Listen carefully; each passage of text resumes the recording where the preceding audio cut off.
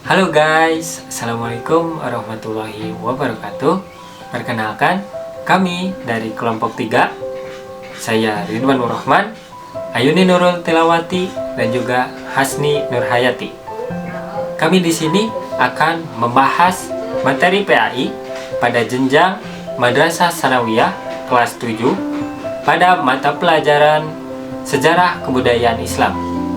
Nah, di sini kami akan membahas satu tema yang ada pada buku Sejarah Kebudayaan Islam kelas 7, yaitu dengan tema Khulafaur Rasyidin. Kita akan lanjut kepada pembahasan utama kita. Nah, teman-teman mungkin sudah mendengar kata Khulafaur Rasyidin. Khulafaur Rasyidin ini terdiri dari dua kata. Ada Khalifah dan juga Ar-Rasyidin. Khalifah artinya pemimpin atau pengganti, sedangkan Ar-Rasyidin artinya mereka yang mendapat petunjuk. Jadi bisa disebutkan bahwa Khulafaur Rasyidin ini yaitu seorang pemimpin atau pengganti yang ditunjuk sebagai pemimpin umat Islam untuk menggantikan Nabi Muhammad SAW selepas Nabi Muhammad meninggal.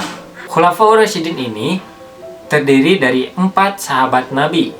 Yang pertama ada Abu Bakar As-Siddiq, kemudian yang kedua ada Umar bin Khattab, yang ketiga ada Utsman bin Affan, dan yang terakhir ada Ali bin Abi Thalib. Nah, kemudian apa sih yang melatar belakangi munculnya Khulafaur Rasyidin ini? Rasulullah SAW wafat pada hari Senin 12 Rabiul Awal tahun 11 Hijriah atau tanggal 8 Juni tahun 632 Masehi. Saat itu beliau berumur 63 tahun. Nah, selama 13 hari beliau sakit, yaitu mulai tanggal 29 Safar 11 Hijriah.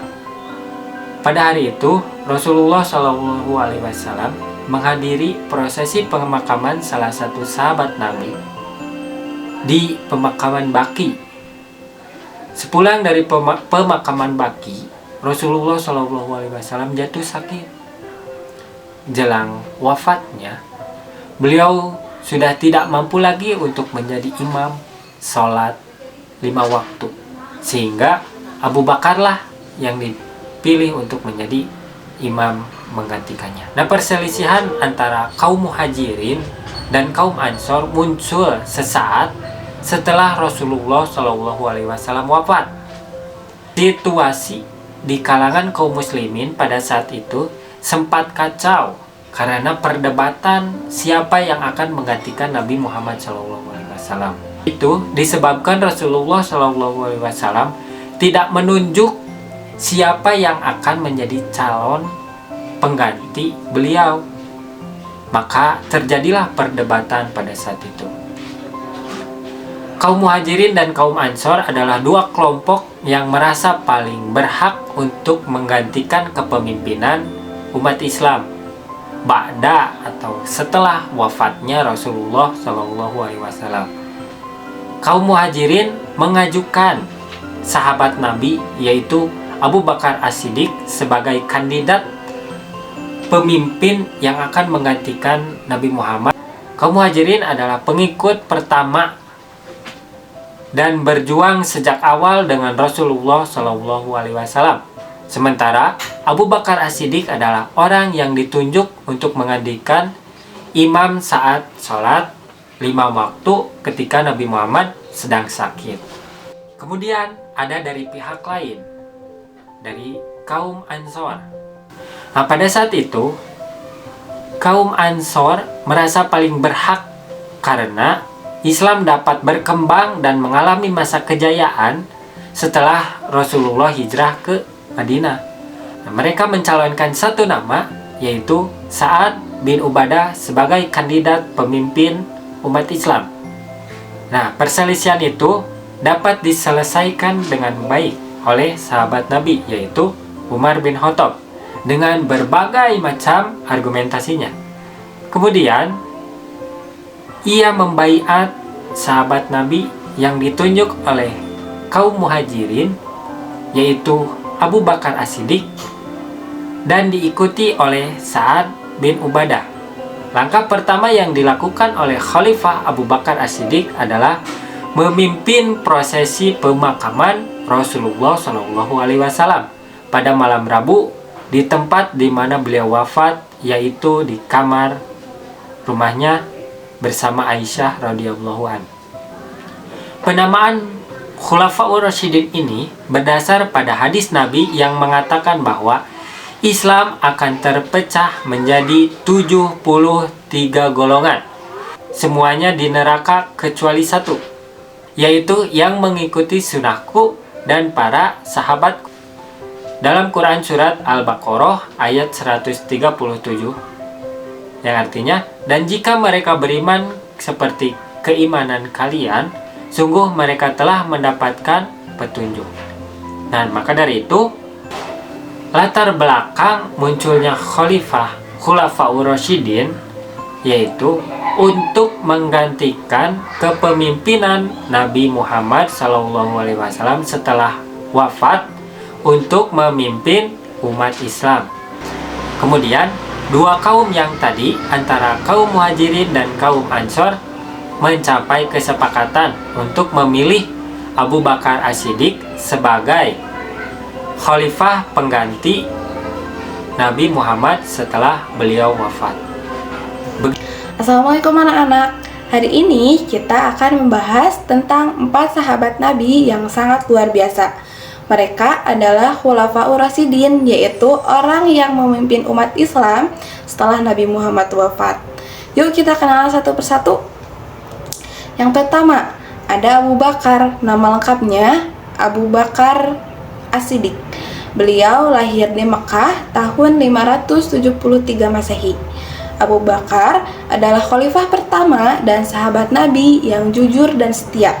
Beliau memimpin selama 2 tahun. Beliau mempunyai jasa besar seperti memerangi orang yang keluar dari agama Islam dan mengumpulkan mushaf Al-Quran. Yang kedua, ada Umar.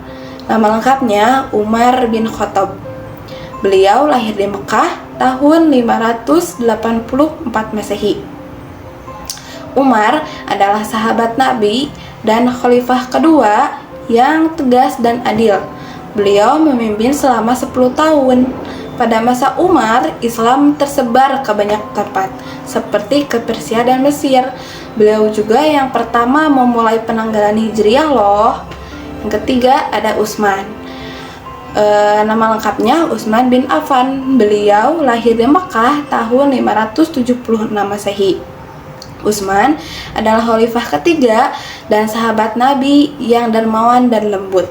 Beliau memimpin selama 12 tahun. Jasanya yang sangat penting yaitu beliau mengumpulkan Al-Quran dalam satu mushaf supaya tidak ada perbedaan bacaan. Yang terakhir, keempat, ada Ali. Nama lengkapnya Ali bin Abi Thalib. Beliau lahir di Mekah tahun 600 Masehi. Beliau, Ali, adalah khalifah keempat dan sahabat Nabi yang berani dan pintar. Pada masa Ali menjalani banyak masalah dan konflik, tetapi Ali tetap berusaha adil dan sabar.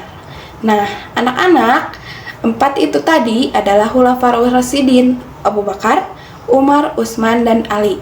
Mereka adalah sahabat Nabi yang hebat dan pemimpin yang amanah. Yuk kita contoh semangat dan akhlak baiknya. Terima kasih telah mendengarkan. Assalamualaikum warahmatullahi wabarakatuh. Baik, mari kita masuk ke pembahasan materi yang ketiga mengenai prestasi Khulafaur Rasyidin. Prestasi pertama yaitu Khalifah Abu Bakar As-Siddiq. Khalifah Abu Bakar As-Siddiq memimpin umat Islam selama 2 tahun. Meskipun masa kepemimpinan Abu Bakar As-Siddiq relatif singkat, namun sangat terlihat keberhasilan dalam setiap kebijakannya. Di antaranya, yang pertama, menumpas kelompok pembangkang dalam Perang Riddah. Setelah wafatnya Nabi Muhammad, muncul berbagai kelompok pembangkang di Jazirah Arab. Beberapa suku menolak membayar zakat, sebagian kembali menyembah berhala, dan ada pula yang menyatakan diri sebagai nabi, seperti Musailamah al-Kadzdzab dan Tulaihah bin Khuwailid al-Asadi. Abu Bakar bersikap tegas namun tetap mengedepankan pendekatan perdamaian. Ia mengirim pasukan di bawah pimpinan Khalid bin Walid untuk menumpas mereka. Pertempuran terjadi dalam perang Yamamah melawan Musailamah, tetapi berhasil dimenangkan oleh kaum muslimin. Meskipun banyak penghafal Al-Quran gugur dalam perang ini, keberhasilan menumpas gerakan lidah ini sangat penting untuk menjaga persatuan dan stabilitas umat Islam. Yang kedua, ada kodifikasi Al-Quran. Akibat banyaknya penghafal Al-Quran yang gugur dalam perang, Umar bin Khattab mengusulkan kepada Abu Bakar untuk membukukan Al-Quran. Meskipun awalnya ragu karena Nabi Muhammad tidak pernah melakukannya, Khalifah Abu Bakar akhirnya setuju. Beliau menunjuk Zaid bin Thabit untuk memimpin pengumpulan dan penulisan Al-Quran dengan bentuk mushaf. Yang ketiga, ada perluasan wilayah. Yang kedua, ada Khalifah Umar bin Khattab. Khalifah Umar bin Khattab menjadi khalifah atas wasiat Abu Bakar As-Siddiq. Selama masa pemerintahannya, ia mencapai beberapa prestasi penting. Yang pertama, ada perluasan wilayah Islam. Yang kedua, pengaturan administrasi dan keuangan. Yang ketiga, penetapan kalender Hijriah. Khalifah Umar bin Khattab menetapkan kalender Hijriah dengan permulaan tahun pada saat Nabi Muhammad hijrah dari Mekah ke Madinah. Peristiwa hijrah ini dianggap sebagai titik balik kemenangan Islam dan menandai dua periode dakwah Islam, yaitu periode Mekah dan Madinah, serta pembagian surat Al-Quran Makkiyah dan Madaniyah. Yang keempat, pembentukan Dewan Pemilihan Khalifah. Khalifah Umar bin Khattab membentuk dewan beranggotakan 6 sahabat terkemuka, yaitu Utsman bin Affan, Ali bin Abi Thalib, Thalhah bin Ubaidillah, Jubair bin Awam, Abdurrahman bin Auf, dan Zaid bin Abi Waqqas untuk mencari penggantinya. Yang ketiga, ada Khalifah Utsman bin Affan yang memimpin umat Islam setelah Umar bin Khattab menorehkan banyak prestasi penting selama masa kepemimpinannya. Di antaranya ada standarisasi mushaf Al-Quran, di mana salah satu pencapaian terbesar Khalifah Utsman bin Affan. Dengan semakin luasnya wilayah Islam, timbul perbedaan dalam cara membaca dan menulis Al-Quran. Utsman bin Affan membentuk panitia yang dipimpin oleh Zaid bin Thabit untuk menyalin ulang Al-Quran ke dalam satu mushaf. Salinan mushaf ini kemudian diperbanyak dan dikirim ke berbagai wilayah sebagai pedoman, sehingga mencegah perpecahan di kalangan umat Islam. Yang kedua, perluasan wilayah Islam. Yang ketiga, pembentukan angkatan laut. Yang keempat, renovasi dan perluasan Masjid Nabawi. Yang kelima, pembangunan infrastruktur. Yang keempat, ada Khalifah Ali bin Abi Thalib. Khalifah Ali bin Abi Thalib dalam kepemimpinannya memang diwarnai oleh berbagai tantangan internal, namun ia tetap menorehkan sejumlah prestasi dan kontribusi penting dalam perkembangan Islam.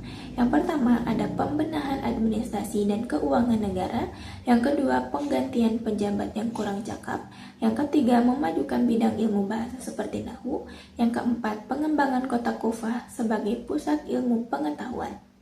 Nah, secara keseluruhan, prestasi keempat khalifah ini tidak hanya mencakup perluasan wilayah dan tata kelola pemerintahan, tetapi juga menjaga kemurnian ajaran Islam, pengembangan ilmu pengetahuan, dan menegakkan nilai-nilai keadilan dalam kesejahteraan. Mereka adalah teladan kepemimpinan yang menginspirasi, menunjukkan bagaimana iman, visi, dan keberanian dapat membangun sebuah peradaban yang gemilang. Semoga dengan pembelajaran ini dapat menambah wawasan kita tentang sejarah Islam dan menginspirasi kita untuk meneladani sifat-sifat mulia para khulafah ur-rasyidin. Terima kasih.